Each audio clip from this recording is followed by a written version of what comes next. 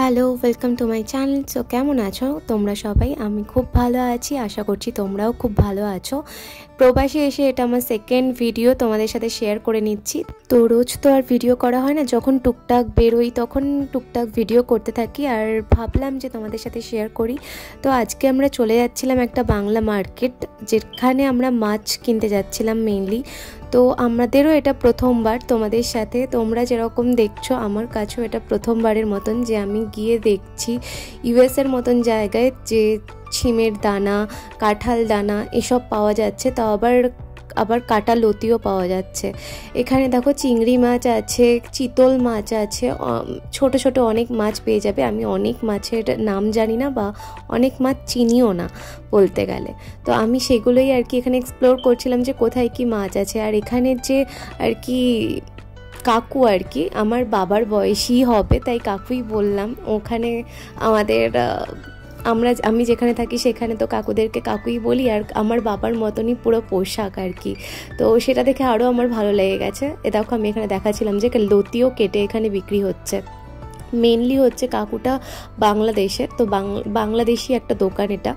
এখানে দেখো মোটামুটি বাংলাদেশে যেরকম বাটার বিস্কিট, তারপরে হচ্ছে টোস্ট পাওয়া যায়, পটেটো ক্র্যাকার সবই মোটামুটি এখানে পেয়ে যাবে। এখান থেকে আমরা একটা বাটার টোস্টও নিয়ে এসেছিলাম, যেটা ভীষণ ভালো ছিল, অসাধারণ ছিল খেতে।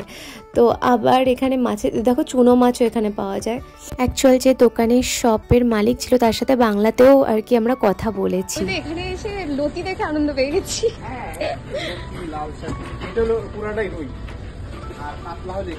কোনটা ভালো হবে এটা চয়েসের উপর নির্ভর করে, কারণ এক একটা এরকম কাতলা।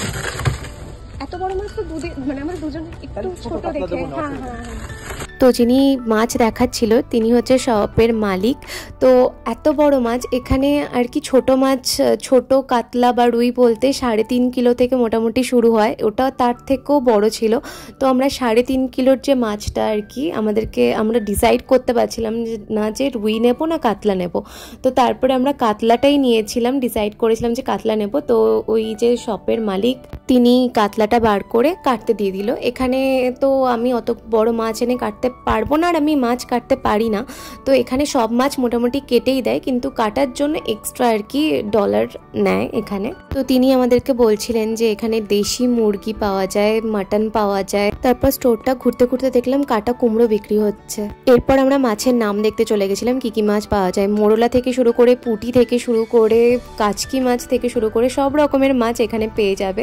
এখানে দুটো বড় বড় বাক্স থাকে, এটা ছিল। আর এখানে ছিল হচ্ছে চিতল, বাটা, তোপসে সব রকমের মাছ ছিল। এখানে আলাদা করে ইলিশের ডিম, রুই মাছের ডিমও পাওয়া যায়, যেরকম আমাদের ওখানে পাওয়া যায়। ওদিকে আছে হচ্ছে বেঙ্গল সুইটস, ওইদিকে পুরো পাশাপাশি দুটো। বেরোনোর পর দেখলাম বেঙ্গলি সুইটস, যেখানে বাঙালি মিষ্টিও পাওয়া যায়, সাথে স্ন্যাক্সও পাওয়া যায়, সিঙ্গারা টিঙ্গারাও পাওয়া যায়, আমি দেখছিলাম। দেন সোজা ঢুকেই বাংলা বাজার। তো এর ভেতরেই মার্কেটটা। আমরা বেরিয়ে গিয়ে আবার আমাদের ঢুকতে হলো, কারণ আমার মনে হলো যে আমাদের কাঁচা লঙ্কা নেই। আমি কাঁচা লঙ্কা পাচ্ছিলাম না।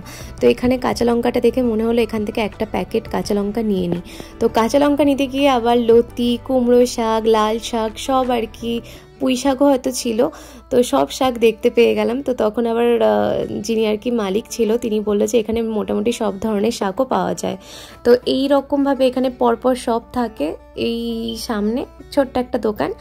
ব্যাস আমাদের মোটামুটি কেনাকাটা কমপ্লিট, তারপরে আমাদের বাড়ি ফেরার পালা। তো এবার আমরা বাড়ি ফিরছি। টুকটাক যেরকম শপিং করলাম তোমাদের সাথে দেখালাম। যদি ভালো লেগে থাকে তাহলে কি করবে, like, comment, share and subscribe. চলো টাটা, নেক্সট ভিডিওতে আবার দেখা হচ্ছে।